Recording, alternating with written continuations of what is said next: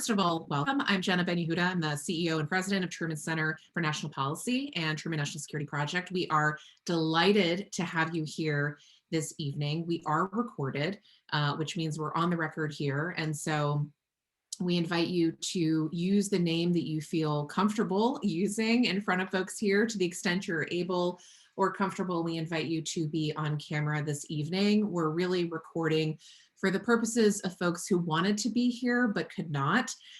We are a full house tonight and sold out of all of these slots that we had available for this session, but want to make sure that we can get this info to folks who were unable to join us. So that's the purpose for the recording.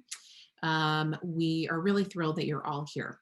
This is the second event that we're holding this cycle to answer questions and give everybody a feel of what Truman is all about and a sense of our community and our priorities as we recruit the class of 2021. So first and foremost, welcome. I wish so fervently that for so many reasons we were all together in a big room with a glass of something we enjoy, meeting each other in person. And I hope that we'll be able to do that in the year ahead, certainly. At the very least, I need my children to go back to school. So why are you here? Well, probably because you're Truman curious, because you've heard about the community, because you have friends in the community. Regardless, we're thrilled you're here. And the goal of our evening tonight is to give you a sense for our purpose, for our mission, and most importantly, to get you in smaller groups with some of the terrific Truman members we have here who volunteered their time. We have chapter directors, leaders in our community who run our expert groups and other special member-led initiatives, and you'll be able to be in smaller breakout groups with these folks and have a more intimate setting. We'll do the best we can to create a cozy environment for everybody and want to make sure that you'll have the chance for some one-on-one FaceTime with members. So Liz will give you a full run of show, but let me just start before I turn over to John Driscoll, our board chair for the Truman Project, and John Margolek, our EVP, Liz Spencer, our head of membership, and Kiara Earl here, who makes all the trains run on time. Just a few thoughts. So who is Truman? Who are we? What do we do? And what are we all about? Well, Truman is a next generation community movement, a groundswell of national security leadership all across the country. We are organized into 16 chapters. We had about 900 dues paying members last year, and we do three major things. We unite, we build, and we lead.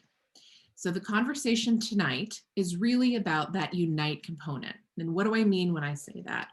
When we talk about unite, we talk about our competitive membership process. That is the application process that we hope you will all embark upon this evening. We then, through this competitive member-led selection process, bring in a class every year of about 100 to 150 people. Once we have this group together, we bring you through an orientation process that is typically over 3 to 4 days, which we're adapting for Zoom Life. During that period of time, you get to meet your community, your people. Your first home base is your chapter. You'll meet some of those chapter directors this evening, and you'll also select as you come in a cohort. That is another identity, another entry point into the community. So you will select to be a political partner. You will select whether you want to be part of the Defense Council or a security fellow.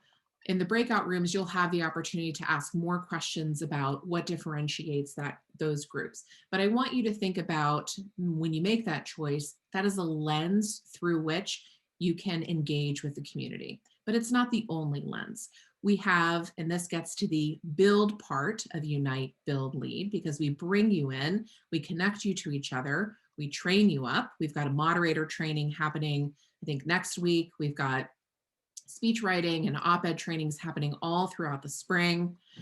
So we unite, we train, we connect people, and then we build. This, I think, is what really distinguishes Truman from any other organization in the entire country. When we bring people into the Truman community, we don't just ask you to join us, we ask you to show up. and we ask you to engage. And to do that, headquarters, my team in DC, provide a wide variety of tools through which you can build initiatives to launch movements, advocacy campaigns, and make policy real. One example of that, and there are many, is the State Department task force that we're launching in a few weeks. That is a task force that has been run totally by Truman members. Our co-chairs are Senator Chris Murphy and Congressman Joaquin Castro from Texas, and retired U.S. Ambassador Gina Abercrombie Winstanley.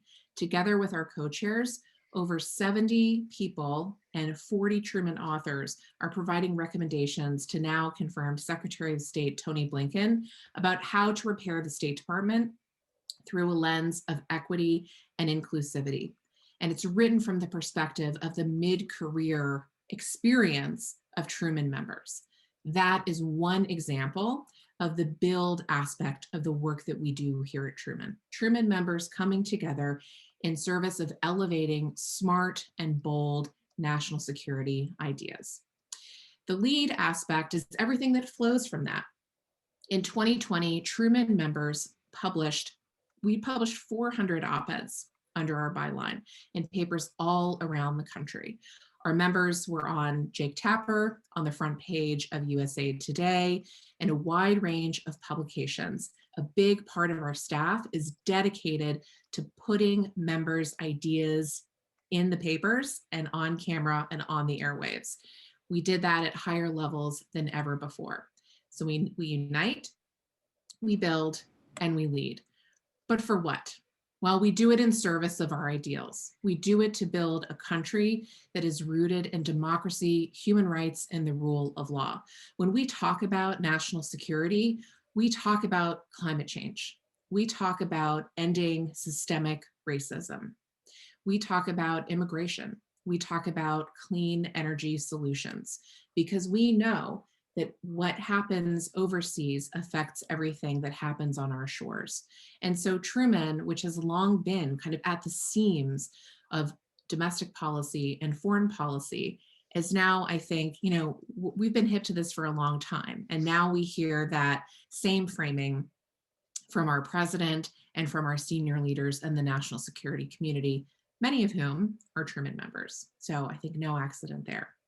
But we're talking about national security starting at home. We're reconciling what it means to live in this post 9/11 era, and what it means to be at a place where we're about to celebrate, to commemorate, really, to honor the 20th anniversary of the 9/11 attacks, which is a foundational, kind of fundamental part of Truman in our history, because Truman was founded in the aftermath of 9/11. So the generation of most Truman members is that post 9/11 generation of people who were called to service. But we don't live in that world anymore. We live in a world that has been changed by rapidly advancing technology, that has been shaped by almost 2 decades of conflict. And so Truman is grappling with the issues of protracted militarism, with what it means that the middle class has largely been left behind, despite our might and our presence overseas. But we also, in the Truman community, are comprised of activists and of organizers. So we span a wide breadth of experience of people who engage in national security. And part of our strength lies in that local expression of what national security might mean in a Milwaukee or a Provo. And so if you're wondering, am I a national security person? Do I belong here? The answer, I think, is more than you probably realize. And I hope this evening will give you the opportunity to get a better sense of what we mean when we talk about national security. Because while we care a whole lot about our national defense and what that looks like, and the balance of power and great power competition, and so many of these classic interpretations of national security, we are also really thinking about the holistic, human-centered consideration of how we define that for our everyday lives. It's part of what we do here at Truman, is expand and grow that foreign policy constituency to help the American people really understand what is at stake when America engages or disengages from the world. And we have now, I think, an unparalleled opportunity, unique in our lifetimes, to shape the direction of that policy future. There is a lot of humility that comes with this administration, a huge recognition that America's democracy has been challenged, has frayed, and that there is a lot of damage. And there are big questions about how or if, in some quarters, the US should engage with the world. Here at Truman, we're interrogating those questions, and we're interrogating them for a place deeply rooted in our values and human rights and inclusivity. And we're providing solutions and answers to a lot of those questions. 30 Truman members were elected to office this cycle. We have a number of candidates and electeds on the call tonight. We celebrate them and have supported them. And we have dozens and dozens of Truman members who were day one appointees in the Biden administration. And we're so proud to have been part of their story. Just today, Pete Buttigieg, who's a longtime Truman member, was confirmed as Truman's first cabinet secretary and the nation's first openly gay member of the cabinet. We're really proud of Pete, and it's a big part of Truman's history and story and a testament to how much the community has grown. This is Truman's time, and this is the time for our ideas. This is a time for our country. This is a time for service. And I think being a part of Truman is public service, and it is a way to connect with people who might think a little bit differently from you, who might have different experiences, who come from different places, but who share common values. And so that's more of what we'll be exploring tonight.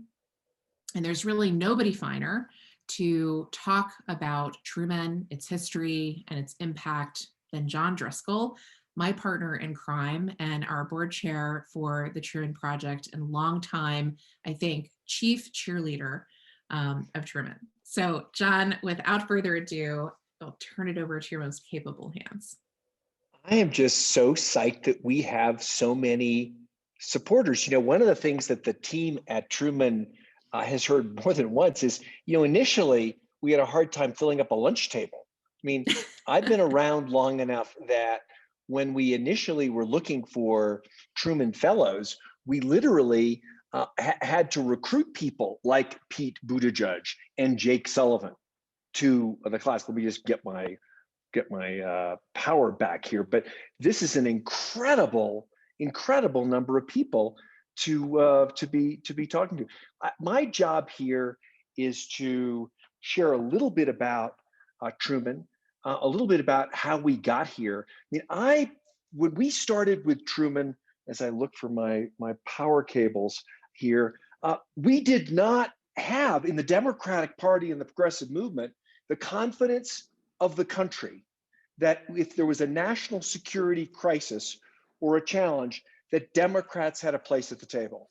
We believed that we had a legitimate role to play and that the country should be confident in us. That was not something, literally, McKinsey did a study and where Democrats were losing whenever there was a foreign policy challenge. I volunteered to the Army ROTC because I believed it was my patriotic duty. And there was a lot of my friends and peers didn't really get that. They weren't just to Jenna's point, they didn't necessarily see the centrality of American power, of the vulnerability of American democracy. Their focus as progressives and political activists were much more oriented towards domestic issues. I had an office at Two World Trade.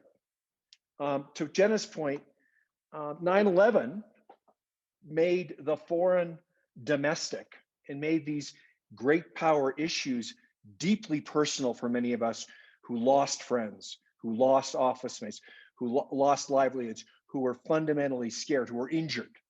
At that time, Democrats and progressives really didn't have a credible seat at the table. In some of our early trainings, we literally would ask Democrats and legislators, and we were focused on training and cultivating a community because we believe if we could create a great community of fantastic people who cared about American values, who believed that the Bill of Rights and the Constitution, that American values should not stop at the water's edge, that community would grow like a great startup. We could actually infuse the Democratic Party and the progressive movement with intelligence, ideas around national security and defense. We could broaden the tent to make sure that regardless of whether you didn't look like a foreign policy expert, didn't have a traditional or at that point conventional sexual orientation, that if you really believed in progressive values and defending the nation and extending our values and including issues like climate change and economic fairness into the foreign policy conversation, that you had a place at the table. So we were cultivating that sense of community. But literally, it is so exciting that having gone from a place where we had to find recruits, that we are actually creating a bigger population of community. This is incredibly exciting to me. Jenna's point about we participate to show up and make change isn't just about the 30 people who are elected, and I'm super excited about them. It's not about the, I think, hundreds of people in the administration and in administrations in state and federal office, full-time or part-time, throughout the country. It's about cultivating a community that continue to grow our talented, practical idealists, because that's what we do at Truman, to create a community that supports one another, and that we grow the muscle that the Democratic Party needs around national security, defense, and foreign policy, but we retain the heart of progressive and liberal ideals. You know, the January 6th insurrection and the breach of the Capitol challenges us once again, as we have been challenged as progressives and Democrats and activists before. You know, whose flag is it? Whose flag is it? Who is going to own the American flag? Who's going to own American democracy? There was a very specific, violent attempt to exclude people like us.